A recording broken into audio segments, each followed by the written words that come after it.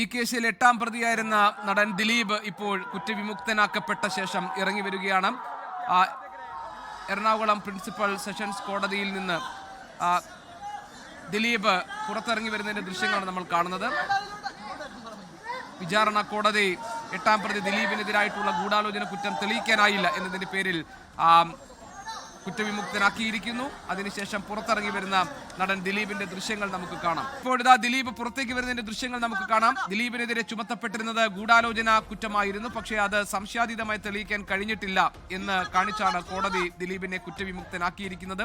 Ernakulam principal sessions കോടതി കോംപ്ലക്സിൽ നിന്ന് വിധി കേട്ട ശേഷം ഈ കേസിൽ 8ാം പ്രതിയായിരുന്ന ദിലീപ് ഇപ്പോൾ കുറ്റവിമുക്തനായി പുറത്തേക്ക് വരികയാണ്. അതിന്റെ ദൃശ്യങ്ങളാണ് ഇപ്പോൾ നമ്മൾ കാണുന്നത്. അദ്ദേഹത്തിനെ അഭിനന്ദനങ്ങൾ അറിയിച്ചുകൊണ്ടും അദ്ദേഹത്തിനോട് സംസാരിക്കുന്ന ഫോൺ വരുന്നതിനൊക്കെ ദിലീപ് മറുപടി പറയുകയാണ്.